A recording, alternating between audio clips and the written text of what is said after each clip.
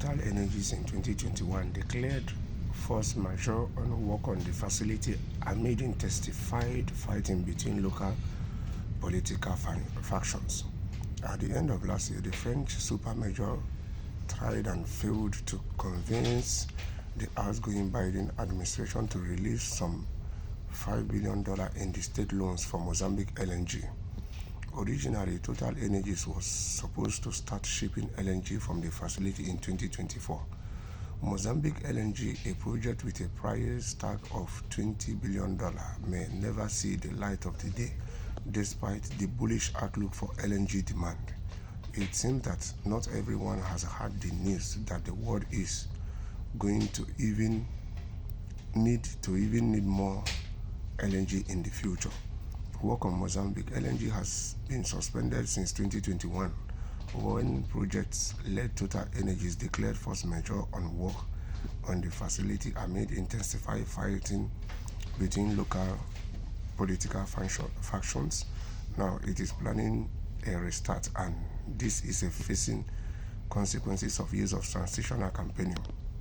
So truth be told, every African country that has this LNG gas must do whatsoever it takes to resist any form of external interference, any form of evil agreements or deals that any foreign companies or any external bodies will want to negotiate with them. Rather, any African countries or African continent that has this LNG must do whatsoever it takes. Let them take their time, because the West is in desperate need of this LNG gas far more than ever. Starting from the 1st of January this year, that they stopped the cheap Russian gas that is flowing to the West. So why am I saying this? Being in a hurry to negotiate any deal with any foreign companies or external bodies, most of these African countries will regret it later. Let them calm down. Let them do their homework properly. Let them source their own revenue of how to do 100% business.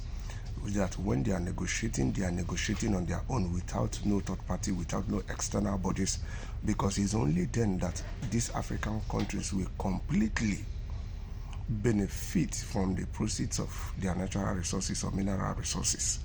Because when they are dealing with middlemen, these middlemen are siphoning a whole lot of money, that when these countries have this money, you can't imagine the kind of developmental projects that these countries can use those monies in carrying out in order to reposition their countries, in order to create jobs, in order to equip their people, in order to invest in human capital, in order to make things easy or easier for their countries and their people. So African countries should not be in a haste to start supplying LNG gas to the West, because if they are in a hurry, they will regret it later. These people need this LNG gas more than ever, and they will even be needing it more in the nearby future. So it's another avenue, another channel of avenue for African countries. But first things first, they must do their homework very well before engaging in any form of agreement or trade with the West when it comes to LNG gas, in order not to regret it later.